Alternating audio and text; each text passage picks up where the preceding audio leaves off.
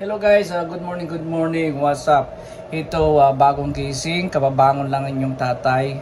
At day off ko ngayon, hindi ako nag-overtime for today, hindi ako nag-sign up.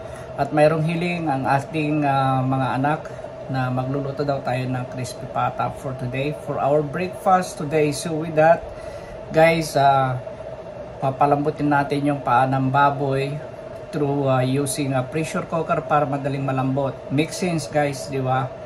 Para madaling malambot lang yung yung paa ng baboy. So gumamit tayo ng pressure cooker and I put something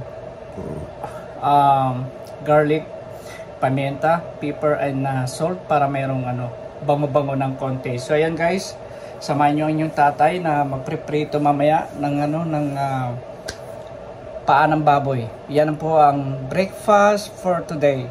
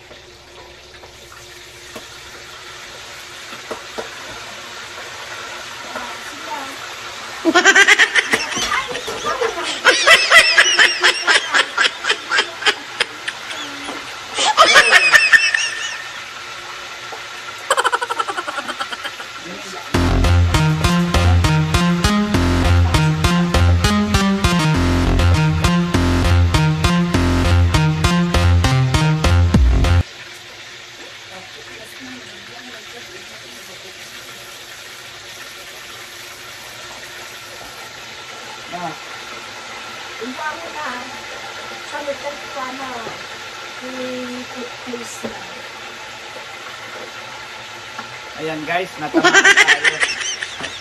Ito ang hirap ng magluto ng crispy pata. Yung mga mantikang mainit na tumatalsik. Kasi sabi nila sa Ilocano, talsikan daw natin ng tubig para maging more crunchy yung niluluto natin crispy pata. So yan, nilalagyan ko, habang nilalagyan yan tumalsik. Kung nakita nyo kanina.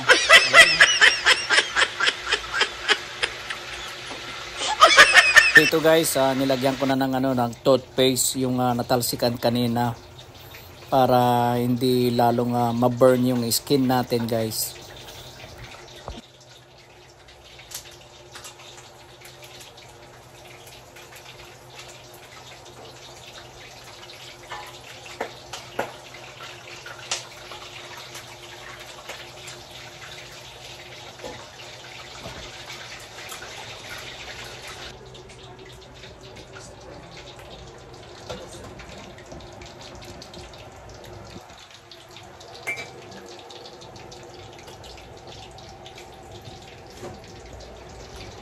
So ayan guys, ito naman yung niluluto ni Commander, adobong okra daw. Nilagyan na ng bagong, garlic, pimienta, at saka kunting suka. Yan daw ay yung match up ng aming ulam na crispy pata guys.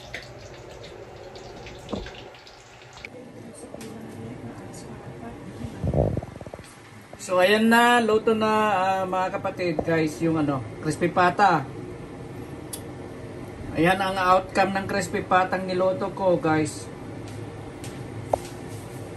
Halina kayo at kain na tayo.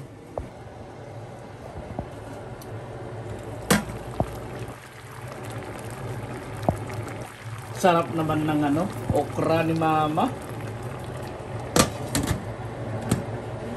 Ha?